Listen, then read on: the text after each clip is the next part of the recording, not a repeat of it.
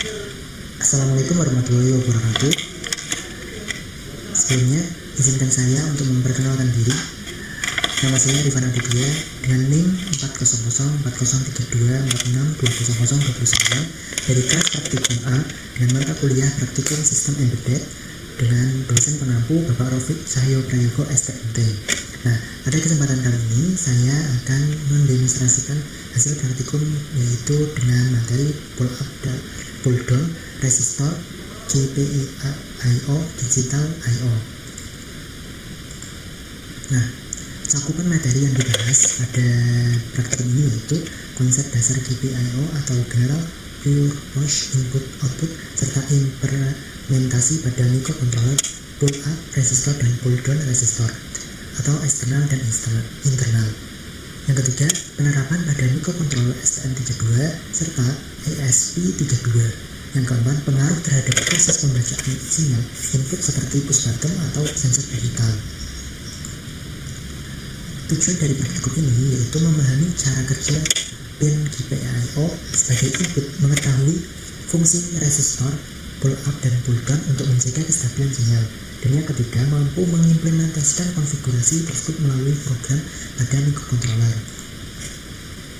Nah, konsep dari dasar GPIO itu sendiri yang pertama, GPIO atau General Purpose Input Output adalah pin pada microcontroller yang dapat dikonfigurasi untuk dua fungsi utama yaitu sebagai input dan output. Nah, ketika pin digunakan sebagai input, maka pin tersebut berfungsi untuk membaca sinyal dari perangkat lain seperti tombol, sensor digital, modul eksternal, microcontroller, dan akan membaca kondisi logika dari pin tersebut apabila bernilai high atau 1 atau low atau 0. Sedangkan ketika pin digunakan sebagai output, pin tersebut dapat mengirimkan sinyal digital ke perangkat lain. Contohnya adalah untuk menyalakan LED, mengaktifkan buzzer, mengendalikan relay, atau memberikan sinyal ke modul lain. GPIO merupakan salah satu fitur penting pada microcontroller karena hampir semua sistem embedded mempunyai atau menggunakan pin ini untuk berinteraksi dengan perangkat luar. Contoh dari microcontroller itu sendiri yang sering diterapkan atau digunakan pada praktikum sistem embedded adalah STM32 dan ESP32, yang mana keduanya memiliki banyak pin GPIO dengan berbagai konfigurasi yang dapat diatur melalui program. Nah, masalah atau floating input ini adalah ketika sebuah pin GPIO digunakan sebagai input, pin tersebut harus menerima kondisi logika yang jelas, yaitu high atau low. Namun, dalam beberapa kondisi, pin input bisa berada pada keadaan yang disebut floating. Apa itu kondisi floating? Floating adalah terjadi ketika pin tidak terhubung ke sumber tegangan maupun ke ground. Akibatnya, pin tidak memiliki referensi logika yang pasti. Jika berada pada kondisi floating, maka microcontroller dapat membaca nilai yang tidak stabil. Nilai yang terbaca bisa berubah-ubah secara acak antara high dan low. Hal ini biasanya disebabkan oleh noise listrik dari lingkungan sekitar atau gangguan elektromagnetik. Nah, di sini adalah masalah floating input. Masalah ini dapat menyebabkan sistem bekerja secara tidak stabil. Misalnya tombol yang sebenarnya tidak ditekan bisa terbaca seperti ditekan karena adanya sinyal input berubah secara acak. Oleh karena itu diperlukan suatu metode untuk memberikan kondisi logika delay valve pada pin input agar pembacaan sinyal menjadi lebih stabil. Nah, di sini ada diagram ilustrasi. Diagram ilustrasi ini adalah bagaimana rangkaian pull up dan bagaimana rangkaian pull down. Nah, di rangkaian pull up sendiri yaitu ada resistor dan juga input IC dan dip atau switch atau tombol, kemudian ada grounding, dan untuk pull down sendiri ada dip switch yaitu ditukar. Resistor berada pada sebelum atau sebelum dari grounding, namun jika pull down itu sebelum atau sesudah VCC. Nah, konsep pull down resistor adalah salah satu cara untuk mengatasi kondisi floating adalah dengan menggunakan pull up resistor pada konfigurasi pull up. sebuah resistor dihubungkan antara pin input dan tegangan VCC. Dengan konfigurasi ini, pin secara default akan berada pada kondisi heat. Artinya, ketika tombol atau sensor tidak aktif, microcontroller akan membaca nilai heat pada pin input. Namun, ketika tombol ditekan dan pin terhubung ke ground, maka nilai logika akan berubah menjadi low. Dengan cara resistor ini, pin tidak akan lagi berada pada kondisi floating karena suatu selalu memiliki referensi tegangan yang jelas. Pull-up resistor sangat sering digunakan pada rangkaian push button, terutama pada sistem embedded yang menggunakan microcontroller. Konsep pull-down resistor selain pull-up, terdapat juga konfigurasi yang disebut pull-down resistor. Nah, apa itu konfigurasi pull-down? Yaitu di mana resistor dihubungkan antara pin input dan grounding. Dengan demikian, kondisi default dari pin input adalah low.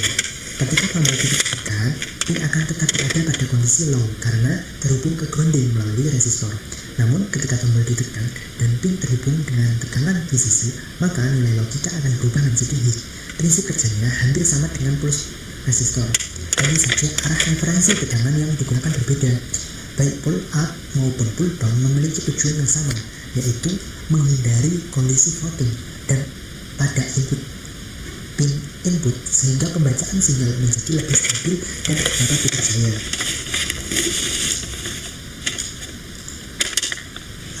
Di sini selanjutnya adalah debounce pada push button. Nah, pada menggunakan tombol mekanik seperti push button, sering terjadi fenomena yang disebut dengan bouncing. Apa itu bouncing? Bouncing adalah kondisi ketika sinyal listrik dari tombol tidak langsung berubah secara stabil dari hit ke low atau sebaliknya, yang mana ketika tombol ditekan atau dilepas, kontak logam di dalam tombol biasanya akan bergetar atau memantul beberapa kali dalam waktu sangat singkat. Akibatnya, microcontroller dapat membaca perubahan sinyal berkali-kali, padahal sumber tombol sebenarnya hanya ditekan satu kali. Sebagai contoh, ketika tombol ditekan sekali, microcontroller bisa saja membaca sinyal hit low beberapa kali dalam beberapa milidetik. Hal ini dapat menyebabkan kesalahan pada sistem, misalnya counter bertambah atau lebih dari satu kali walaupun tombol hanya ditekan sekali. Nah, untuk mengatasi masalah tersebut, maka digunakan teknik yang mana disebut debouncing. Nah, debouncing ini dapat dilakukan dengan dua metode. Apa metodenya? Yaitu metode software dan metode hardware. Nah, metode debouncing software, metode ini dilakukan melalui program dengan menambahkan delay atau timer kecil setelah tombol ditekan. Dengan cara ini, microcontroller akan menunggu beberapa milidetik sebelum membaca input kembali, sehingga perubahan sinyal yang dapat masuk sangat cepat dapat diabaikan. Metode ini sering digunakan karena lebih mudah diterapkan dan tidak membutuhkan komponen tambahan. Nah, perbedaan dari debouncing hardware ini, kondisi resistor dan kapasitor akan membantu menstabilkan sinyal sehingga berubah dengan sangat cepat. Akibatnya, bouncing dapat diredam sebelum masuk ke microcontroller. Nah, biasanya metode ini digunakan pada sistem yang membutuhkan pembacaan input yang sangat stabil, seperti pada perangkat industri atau sistem kontrol yang sensitif. Nah, di sini ada komponen pull up dan pull down internal. Nah, di sini ada STM32V03C8T6 dan juga ada ESP32. Nah, di sini adalah bentuk dari masing-masing komponennya. Nah, pull up internal sebagai yang besar microcontroller yang sudah menyediakan resistor internal yang dapat digunakan sebagai pull up dan atau pull down. Nah, resistor ini berada dalam chip microcontroller yang dapat diaktifkan melalui konfigurasi program. Keuntungan utama dari penggunaan resistor internal adalah rangkaian menjadi lebih sederhana karena tidak memerlukan komponen tambahan. Hal ini juga dapat mengurangi biaya atau mempermudah proses perakitan rangkaian. Namun, nilai resistor internal biasanya tetap tidak dapat diubah, serta umumnya memiliki nilai yang cukup besar, yaitu sekitar 30 kilo ohm hingga 50 kilo ohm. Oleh karena itu, dalam beberapa aplikasi tertentu, resistor eksternal masih lebih disarankan. Selanjutnya yaitu pull up eksternal. Nah, pull up eksternal ini adalah resistor fisik yang dipasang langsung pada rangkaian hardware, biasanya pada breadboard atau PCB.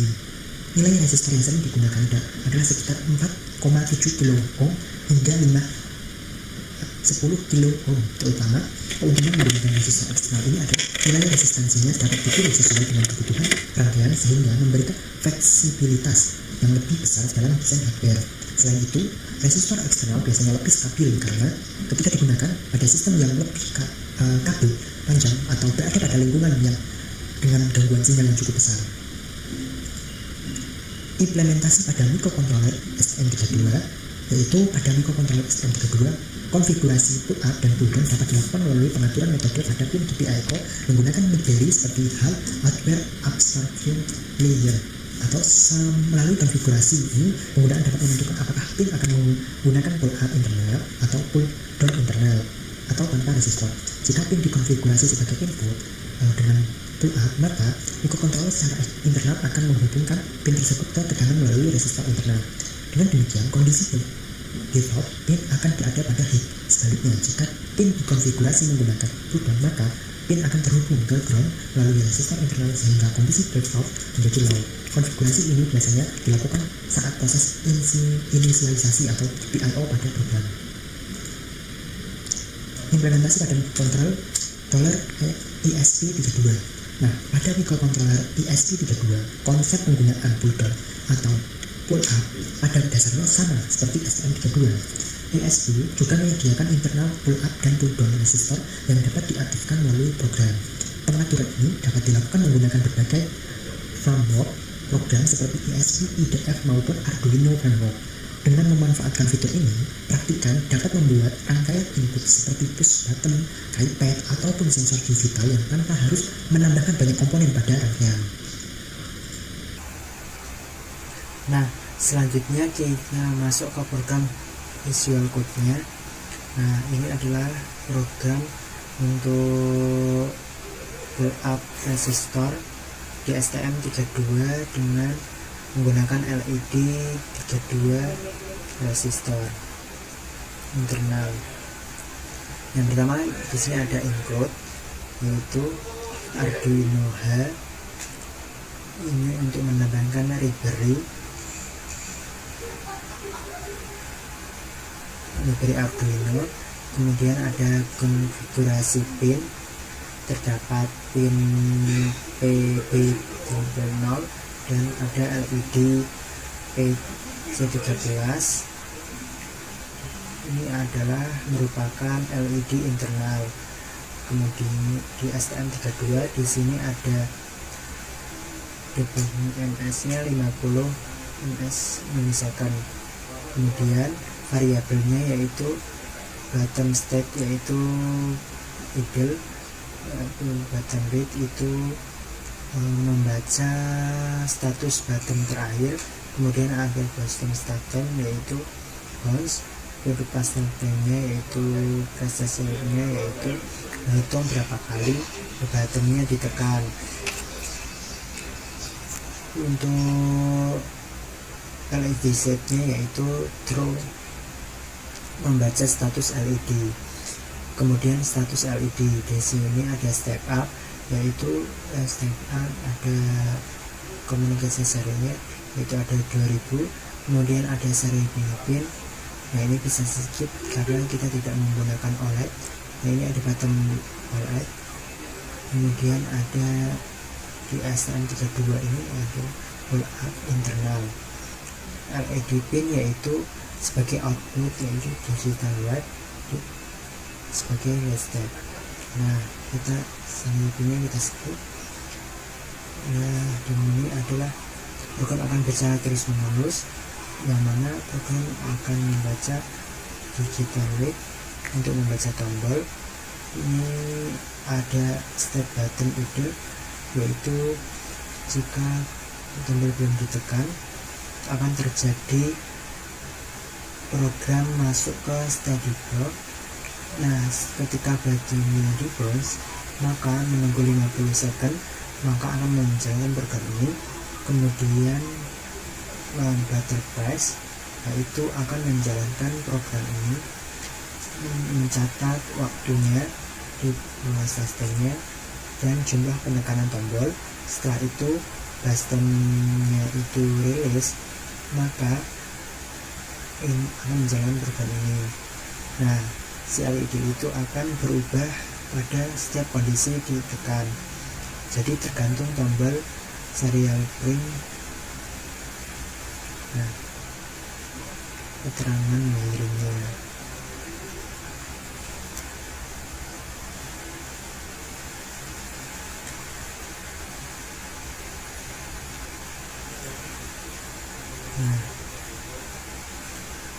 Nah, lalu kita ke platform I/O nya, .io-nya.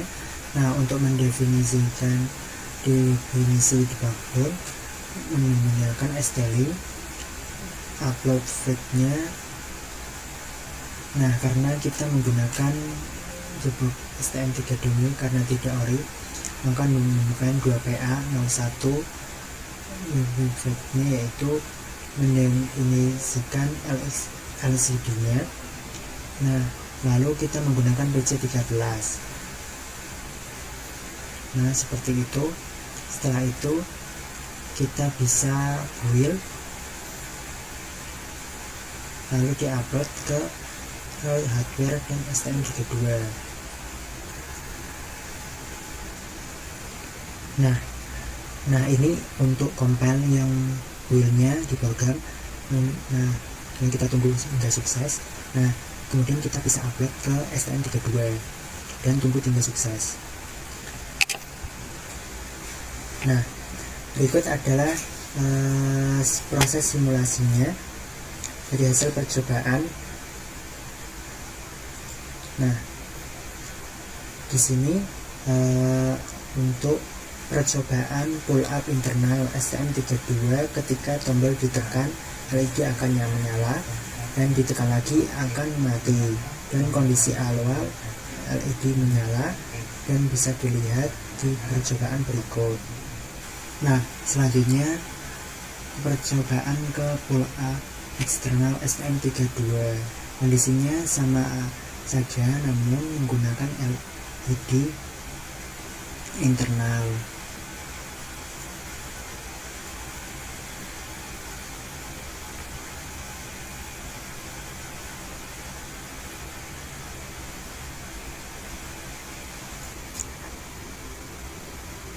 Nah, ini kita sudah di program pull up internal ESP32.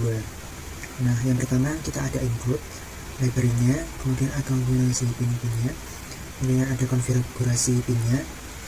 Nah, kemudian LED-nya pin 2, kemudian ada bounce-nya yaitu millisecond, kemudian kita masuk ke flow chart. Nah, ada serial begin, kemudian pembacaan pin modelnya juga di pin, kemudian bulb A, ada LED-nya output, kemudian outputnya additive-nya addition stream. Nah, ada serial pin. Nah, selanjutnya nah ini adalah step. Nah, ada LED step-nya, ada di sini pin. Nah, kemudian ada last button step, kemudian kondisi dari button sebelumnya. Nah, ini programnya untuk program internal.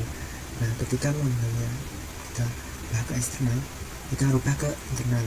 Nah, kita bisa ubah ke pin yang kita akan pakai. Nah, ini adalah kondisi rangkaian internal pull up dari ESP32. Ditekan nyala, ditekan mati, adalah kondisi dari pull up eksternal, pull up ESP32. Ditekan nyala, ditekan mati juga.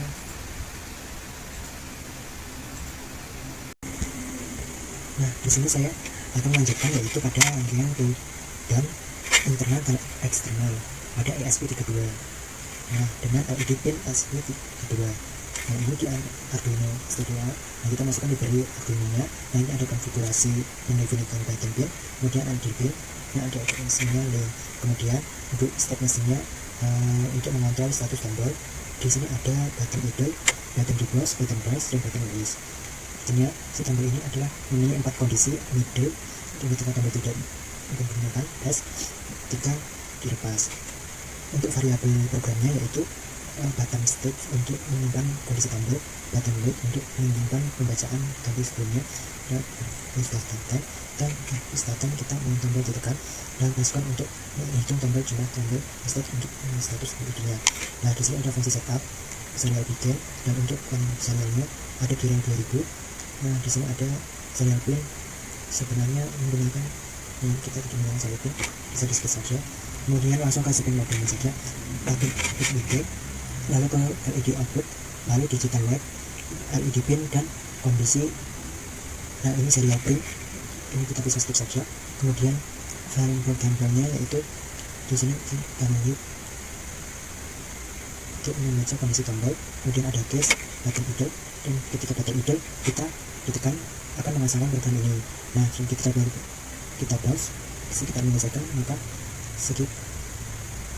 Jika buttonnya press, kita menjelaskan program ini. Ketika button release, menjalankan program ini. Setelah di program ini kita pasang ke program IO. Nah, di sini kita akan melihat jika programnya tidak align, maka akan misalkan styling, maka akan terjadi STM errornya.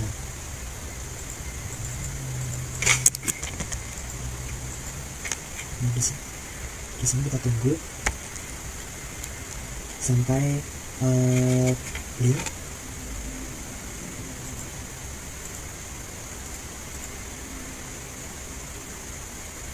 Nah, di sini kita tunggu sampai running, membutuhkan waktu beberapa saat.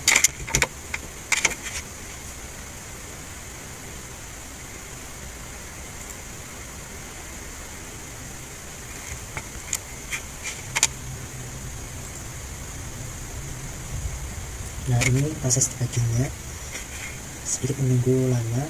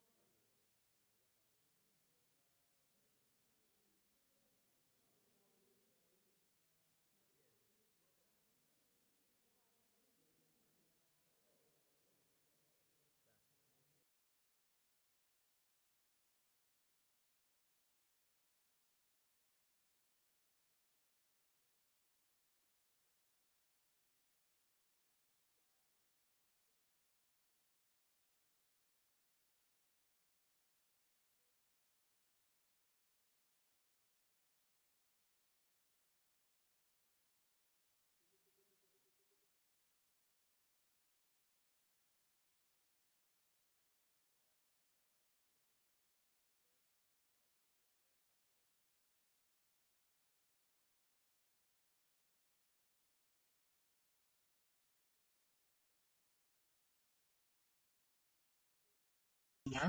Lalu di sini ada include buat library-nya, dimana kita pakai library Arduino, Wire, dan Liquid Crystal I2C ini untuk si LCD-nya.